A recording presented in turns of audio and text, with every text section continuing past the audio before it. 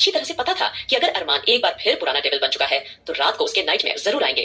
वहीं आस्था, जो कि अरमान की कमी पूरी तरह से महसूस कर रही थी, अरमान के होते हुए भी अरमान उसके साथ नहीं था, ये बात उसे अंदर ही अंदर खाई जा रही थी।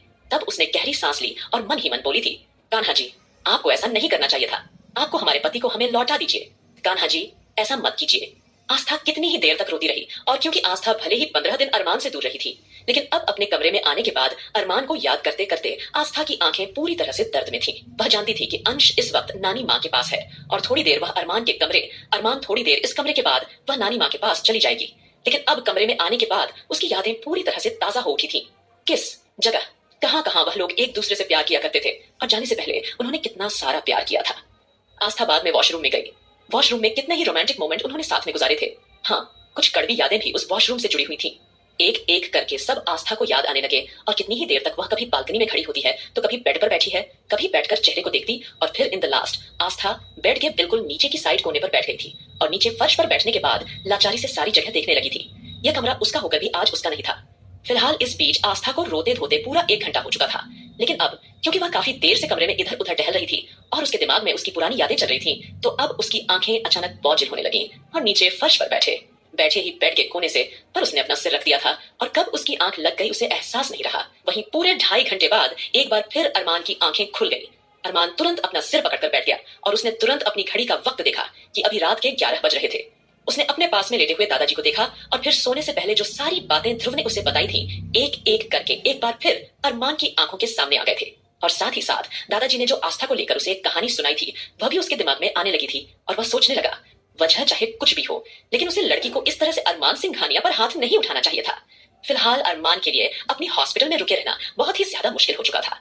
फिलहाल अरमान के उनके मिनी हॉस्पिटल में काफी ज्यादा सफोकेशन हो रही थी, इसीलिए वह तुरंत उठा और अपने कमरे की ओर जाने लगा था। जैसे ही वह बाहर निकला, उसने देखा कि टाइगर मिनी हॉस्पिटल के बाहर ही खड़ा हुआ था। काफी रात हो चुकी थी। टाइगर अपनी आंखों में आई नींद को रोकते हुए पूरी तरह से बाहर खड़ा था। तब अरमान जैसे बाहर निकला, टाइगर तुरंत एक्टिव हो गया। तब अरमान ने देखने से टाइगर की ओर देखा। नींद रोकने के चक्कर में टाइगर की आंखें पूरी तरह से लाल हो गई थीं, तो अरमान ने टाइगर को देखकर कहा कि वह जाकर अपने कमरे में आराम करे। यह सुनने के बाद टाइगर ने केवल अपना सिर हिलाया और अपने कमरे में चला गया था। वहीं अरमान ने देखा, आपके पूरे हॉल खाली है, और क्योंकि रात के 11 बज चुके हैं, तो उसने अपने आसपास अच्छी तरह से देखा। सभी लोग गहरी नींद में सो गए होंगे। यह सोचते हुए अरमान अब सीधा अपने कमरे की ओर जाने लगा था, और जैसे ही अरमान रात के 11 बजे अपने कमरे में गया तो वह पूरी तरह से हैरानी में डूब चुका था, क्योंकि उसके शानदार बेड पर आस्था आराम से सिर टिकाकर बैठी हुई सोई हुई थी। यह देखकर अरमान के माथे पर बल पड़ गए, और उसने अपने दांत खींच लिए थे, और एक बार फिर आस्था को अपने सामने देखने के बाद अरमान की आंखों के सामने उसका उसे छांटा मारना याद आ गया था कि आस्था ने किस तरह से उसे छांटा मारा था। यह याद आते ही उसने अपने हाथों के मुख्य फोकस बंद कर लिया था। उसका बस चलता तो अभी आगे बढ़कर आज तक का गला दबाकर उसकी जान ले लेता। उस वक्त आस्था को अपने कमरे में देखकर उसके गुस्से की कोई सीमा नहीं थी, क्योंकि अरमान के गाने के कमरे में तो किसी फीमेल नौकरानी के भी आने की इजाजत नहीं थी। तो इस तरह से आस्था का आना उसे काफी हद तक इरिटेट और गुस्सा दिला गया था, और वह दांत भींचते हुए बोलने लगा और उसकी ओर गहरी नजरों से देख रहा था। आस्था फर्श पर बैठे बेड के कोने पर अपना सिर रखकर सो गई थी, और सोच रहा था कि आखिरकार इस लड़की की इतनी हिम्मत कैसे हो गई कि मेरे कमरे में आ गई, वह भी अरमान सिंघानिया पर हाथ उठाने के बाद।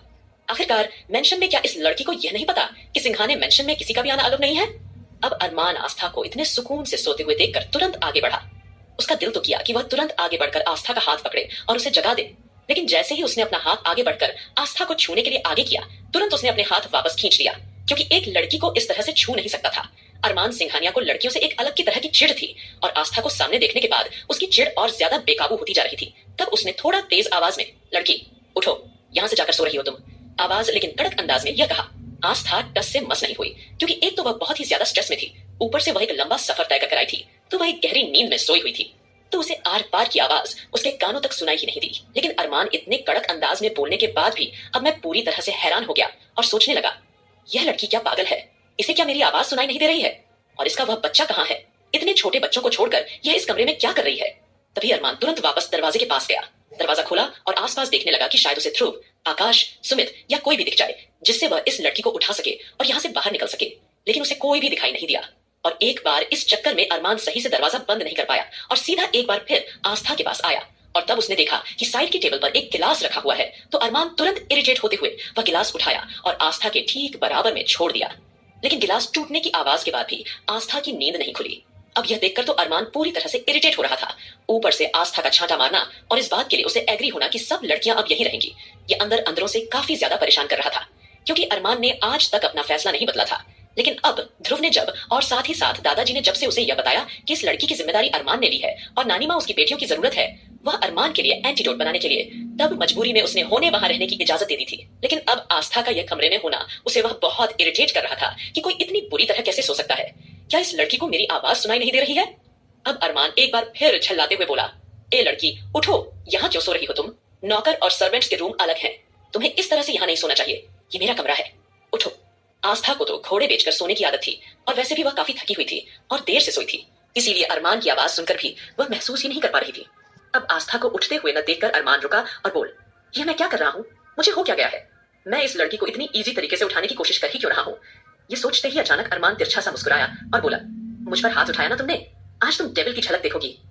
ये सोचकर अरमान तिरछा मुस्कुराते हुए तुरंत ही अपनी बंदूक लेकर शास्ता के ठीक सामने खड़ा हो गया था। आस्था जो कि बेखबर होकर बेड के कोने को अरमान की गोद समझकर सो रही थी और अरमान की खुशबू को पूरी तरह से बेडशीट और कमरे में महसूस कर रही थी, गहरी नींद और सपनों में खोई हुई थी। उसे तो इस बात का एहसास भी नहीं था कि एक बार फिर उसका डेविल पति उसके सामने बंदूक ताने खड़ा हुआ है। उसे इस बात का एहसास नहीं था कि उसका डेविल पति एक बार फिर से उस पर बंदूक तान चुका है। फिलहाल अरमान ने जल्दी ही आस्था के ठीक बराबर में गन शूट कर दिया। गोली पेट में सीधे अंदर जा लगी। अब अचानक गोली की आवाज सुनते ही आस्था डर के मारे तुरंत उठकर खड़ी हो गई। वहीं दूसरी ओर क्योंकि दरवाजा खुला होने की वजह से पूरे के पूरे मेंशन में गोली की आवाज गूंज उठी थी। क्योंकि अरमान ने दरवाजा ठीक से क्लोज नहीं किया था, अब तो सबके सब पूरी तरह से डर के मारे थर थर कांपने लगे थे, क्योंकि यह गोली की आवाज मेंशन में वे लोग पहले भी सुन चुके थे। अब सब लोगों ने एक दूसरे की ओर हैरानी से देखा। वहीं नानी माँ, जिन्होंने बड़े ही प्यार से अंश को सुला रखा था, अब डर के मारे उठकर बैठ गई और उन्हें अनजान सा डर सताने लगा था। उन्हें लगा शायद कहीं किसी दुश्मन ने फिर से हमला तो नहीं कर दिया। फिलहाल वह अच्छे से अपने कमरे की कुंडी लगाकर अंश को पकड़कर बैठ गई थी। लेकिन अब नानी माँ अंश की सिक्योरिटी को लेकर किसी तरह का कोई रिस्क नहीं लेना चाहती थी। पहले भी सिंघानिया मेंशन पर हमला करने की साजिशें की जा चुकी थी। फिलहाल अभी सभी लोग तुरंत दौड़कर हॉल में इकट्ठा हुए और सभी को एहसास हुआ कि गोली की आवाज अरमान के कमरे से आई है। सभी लोगों ने एक दूसरे की ओर डरते हुए देखा और तुरंत दौड़कर अरमान के कमरे में जा पहुंचे। जैसे ही वे आगे बढ़े, उन्होंने देखा कि आस्था फर्श पर अपने कानों पर हाथ रखकर सिसक रही थी और अरमान उसे जानलेवा नजर से देख रहा था। आगे क्या होगा